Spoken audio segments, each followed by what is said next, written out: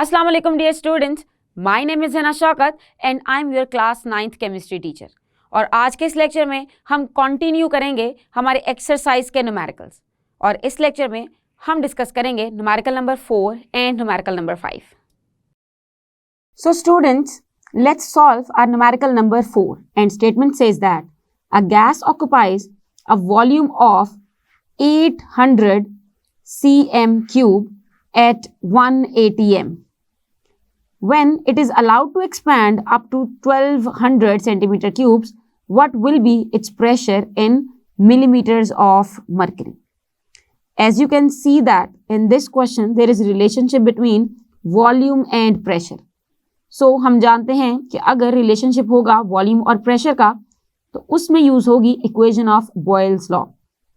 और 3 values question में given हैं और हम उससे 4th value find कर सकते हैं. So चलिए start करते हैं with our given data. So अगर नजर डालें कि what is given in this numerical, so start reading from the very first line.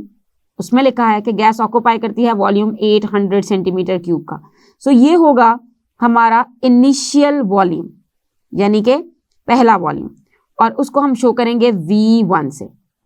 So we can say that V1 is equal to 800 centimetre cube. अब ये तो हुआ वॉल्यूम नंबर 1, लेकिन साथ ही साथ यहाँ मेंशन है कि उस वॉल्यूम पे प्रेशर कितना था. As you can see in the statement 800 centimetre cube at 1 atm. So ये 1 atm है P1. So we can say that P1 is equal to 1 atm. अब चलते हैं नेक्स्ट लाइन में जिसमें हमें हमारा मजीद कुछ डेटा मिलेगा.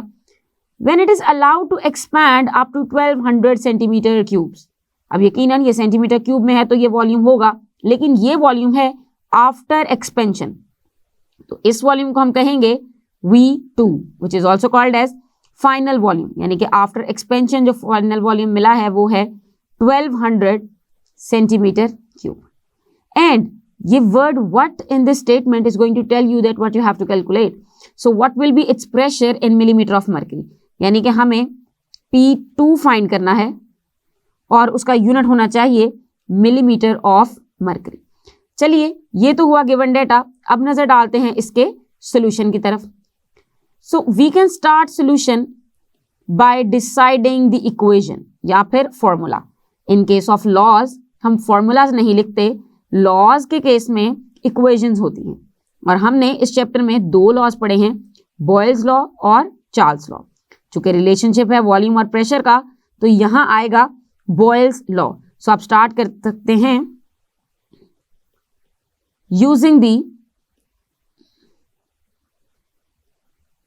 Equation of Boyle's law. और आपको याद होगा कि ये इक्वेशन हमने मैथमेटिकल डेरिवेशन में फाइंड की थी. अब लिखेंगे आप इसकी proper equation which is P1 V1 is equal to P2 V2. अब जैसा कि आप देख सकते हैं कि इस इक्वेशन में है हमारे पास 4 चीजें, 2 वेरिएबल्स हैं P1 V1 और फिर 2 हैं P2 V2. हमें फाइंड करना है P2. सो P2 फाइंड करने के लिए हम इस फॉर्मूले को रीअरेंज कर सकते हैं और वो रीअरेंजमेंट होगी कुछ इस तरह से कि P2 would be equal to P1 V1 divided by V2. चूंकि यहाँ V2 इससे मल्टीप्लाई हो रहा था तो हम इसे ऑपोजिट साइड पे जाके डिवाइड कर देंगे. सो यहाँ हुआ हमारा फॉर्मूला कंप्लीट. नेक्स्ट स्टेप बहुत ही सिंपल है and in next step you have to put the values. जी हाँ, और उसके लिए आप लिख सकते हैं by putting the values.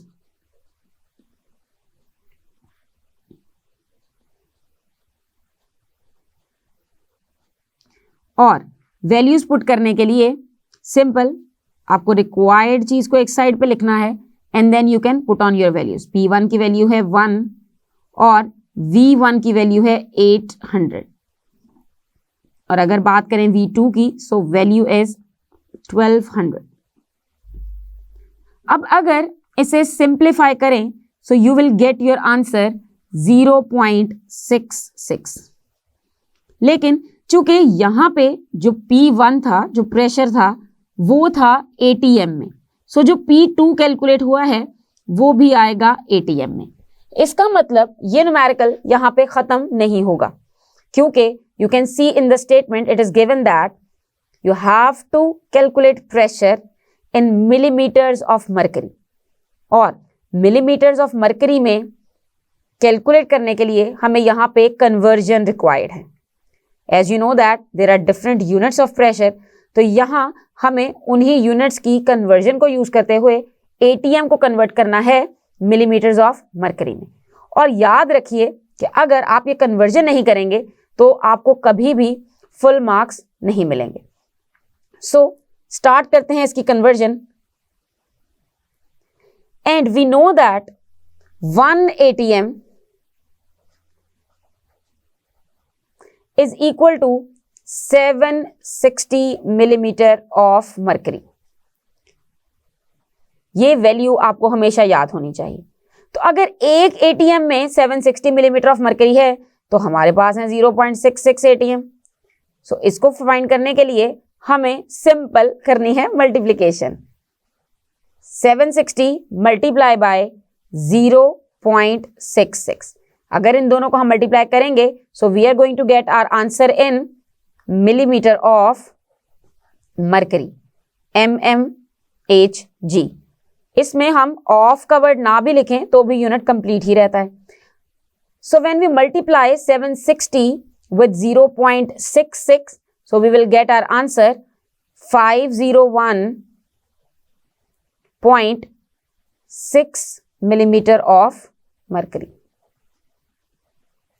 so ये होगी हमारी वैल्यू ऑफ P2, यानी कि फाइनल प्रेशर, जो कि आएगा after expansion. And as you can see that the unit is exactly what you were asked to write in the question.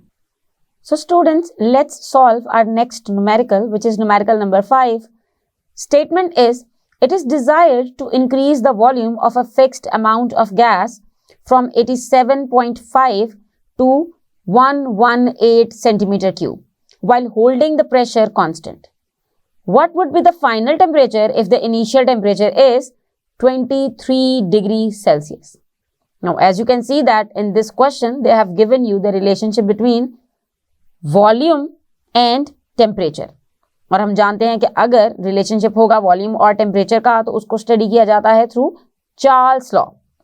सो चलिए start करते हैं हमारा numerical with the help of given data which is already given, और हमें सिर्फ उसको sort करना है। सो जल्दी से लिख लेते हैं हमारा given data for this numerical. जैसे जैसे आप किसी भी न्यूमेरिकल की स्टेटमेंट रीड करते हैं आपको कुछ ना कुछ वैल्यूज मिलती हैं।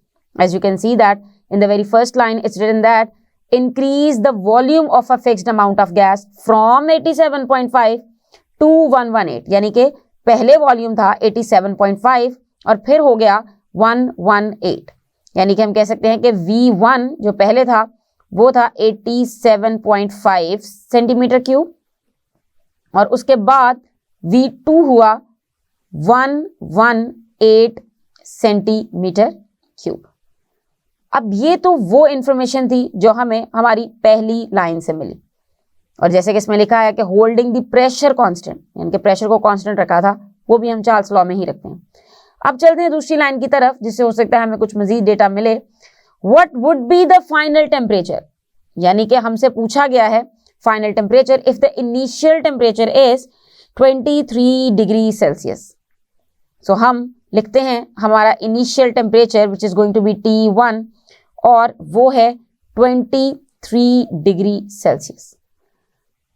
डियर स्टूडेंट्स, ये पॉइंट बहुत क्रिटिकल है बिकॉज जब भी हम चार्ल्स लॉ से रिलेटेड न्यूमेरिकल सॉल्व करते हैं तो वो हमेशा एब्सोल्यूट टेम्परेचर स्केल के अकॉर्डिंग ही होता है, और एब्सोल्यूट टेम्परेचर स्केल का मतलब होता है kelvin scale. Now as you can see that in this question जो टेम्परेचर गिवन है वो है डिग्री सेल्सियस में, वो एब्सोल्यूट टेम्परेचर स्केल के अकॉर्डिंग नहीं है। तो अगर हम 23 डिग्री सेल्सियस की वैल्यू लेके हमारा क्वेश्चन सॉल्व करेंगे so you will not get the correct answer. So सबसे बड़ी मिस्टेक यहाँ यही होती है कि आप टेम्परेचर के यूनिट को कन्वर्ट नहीं करते, क्योंकि स्टेटमेंट में कहीं पे भी मेंशन नहीं है कि आपको यूनिट को कन्वर्ट करके सॉल्व करना है, लेकिन फिर भी वो कन्वर्जन रिक्वायर्ड होती है। सो कर लेते हैं सबसे पहले सॉल्व इस कन्वर्जन को। एज वी नो दैट अगर हमारे पास कोई भी वैल्यू डिग्री सेल्सियस में गिवन हो तो उसको केल्विन में कन्वर्ट करने के लिए हमें ऐड करना होता है 273। सो अगर हमें इस वैल्यू को कैलकुलेट करना है केल्विन में तो ये आएगी 23 + 273, और इनको जब हम ऐड करेंगे तो जो टेम्परेचर आएगा it would be in kelvin. तो चलिए ऐड करके देख लेते हैं। So now our temperature is 296 kelvin, और ये होगा हमारा T1। अब इस क्वेश्चन में जब भी आपने T1 यूज करना है तो you are going to use this value, आप इस वैल्यू को एक्सक्लूड कर देंगे, ये वैल्यू मजीद यूज नहीं होगी। अब चलते हैं कि हमें क्या चीज रिक्वायर्ड है। सो रिक्वायर्ड है final temperature which is T2। T2 इस क्वेश्चन के लिए हमें रिक्वायर्ड है, तो हम प्लेस करेंगे उसके आगे क्वेश्चन मार्क। अब चलते हैं इसके सोल्यूशन की तरफ। आपने पेपर को 2 पार्ट्स में डिवाइड नहीं करना, you will start your solution just below the given data. I am doing it just to save my space. So solution का पहला स्टेप ये है कि आप चूज करें कि कौन सा फॉर्मूला लगना है या कौन सी इक्वेशन लगनी है। As we know that here we are talking about Charles law. So Charles law की इक्वेशन होती है, उसका फॉर्मूला नहीं होता, क्योंकि लॉज की हम इक्वेशन डिराइव करते हैं फ्रॉम इट्स स्टेटमेंट। सो आप मेंशन कर सकते हैं by using the equation of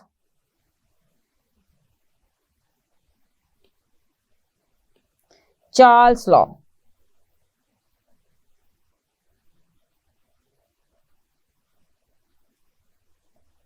और फिर हमें मेंशन करनी है उसकी equation which is V1 divided by T1 is equal to V2 divided by T2। ये है इक्वेशन फॉर चार्ल्स लॉ। अब इसमें 4 चीजें हैं और 3 हमारे पास ऑलरेडी गिवन है और हमें एक फाइंड करनी है। सो सबसे पहले अपने इस फॉर्मूले को रीअरेंज कर लेते हैं। Since we have to find out T2, so T2 को हम पॉइंट आउट कर लेंगे, अपने माइंड में भी किया जा सकता है, और बाकी फॉर्मूले को रीअरेंज कर लेंगे। So it would be something like this. अगर हम इसे स्टेप बाय स्टेप करें तो ये होगा V1 T1 T2 is equal to V2 T1। अब चूंकि हमें T2 फाइंड करना है, सो T2 इसी साइड पे रहेगा और हम डिवाइड करेंगे V1 को ऑन दी अदर साइड। सो ये आया हमारे पास हमारा फाइनल फॉर्मूला, जिसमें सिंपली वैल्यूज पुट करके हम हमारा आंसर निकाल लेंगे। So next step is by putting the values.